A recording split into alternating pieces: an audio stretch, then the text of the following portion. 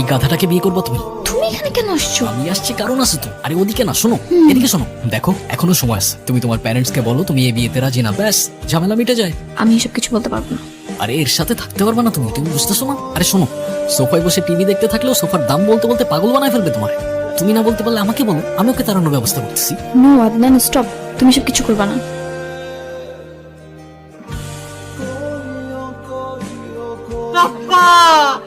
সমস্যা কি তোমার? আমি তোমার কি ক্ষতি করছি বলো? আমি আবার কি করলাম? আমি তো উল্টা হেল্প করলাম তোমার। লাগবে না তোমার হেল্প, তোমার লাইফ তো ঠিকই চলতেছে। তুমি আমার লাইফে এসে কেন ঝামেলা করতেছো আদনান? আমি তো সেদিন সবকিছু তোমাকে বলে দিয়েছি। দিয়া, সেটা তো তোমার মনের কথা না, আমি জানি। কেন লুকাচ্ছ তোমার মনের কথা? কার ভয়ে? তোমার ভয়। আর কি সত্য জানতে চাও তুমি? তোমার জন্য আমার কোনো ফিলিংস আছে কিনা? হ্যাঁ আছে। আমি তোমাকে ভালোবাসি কিনা? হ্যাঁ বাসি। তো মানে তুমি এখনো কিছুই বুঝতে পারতেছো না আদনান। আমি ভালোবাসলে কি আসে যায় বলো? যে নিজের বাবা মাকে ঠিক করে ভালোবাসতে জানে না, সে আমাকে কি করে ভালোবাসবে? দয়া করে আমার জন্য একটা কাজ করতে পারবা? তুমি আমার থেকে অনেক দূরে চলে যাও, আর কখনো আমার সামনে আসবা না। আদনান, না গেলে হয় না।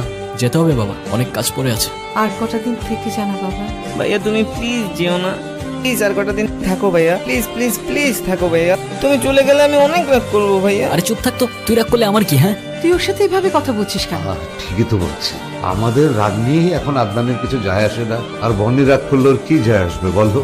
তোমরা যে যাই বলো, আমি তোমার কোনো কথা শুনবো না। তুমি থাকবা মানে থাকবা, আমি বলছি তুমি থাকবা, প্লিজ ভাইয়া। এই তুই কি শুরু করছিস? কমন সেন্স নাই তোর এতটুকু? মূর্খদের মতো বিহেভ করতেছিস কেন? আদনান তুই চলে যা, আমাদেরও তো কমন সেন্স নাই। সেজন্য আমরা এতদিন তোকে নিয়ে বেঁচে থাকতে চেয়েছিলাম। শুধু বনি না, মূর্খের মতন আমরাও বিহেভ করছি। সেজন্য এখন চাচ্ছি তোকে আমাদের সাথে আটকে রাখতে। তুই চলে যা, তোর যত কাজ আছে সারা জীবন ধরে করগে, এ বাড়িতে আর ফিরে আসিস না। বাবা আমাকে মাফ করে দিও, আমার এভাবে বলাটা উচিত হয় নাই। আমি যাচ্ছি না বাবা, তুমি যতদিন বলবো আমি ততদিনই থাকবো। তুমি প্লিজ আমার উপরে আর রাগ করে থেকো না বাবা। বাবা, বাবা কথা বল না প্লিজ বাবা। মা এদিকে আসো বাবা। বাবা কথা বলতেছে না মা। বাবা কথা বলো না বাবা।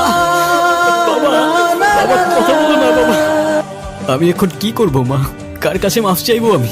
শেষবারের মতো বাবা কি হতো সরিটা বলতে পারলাম না আমি।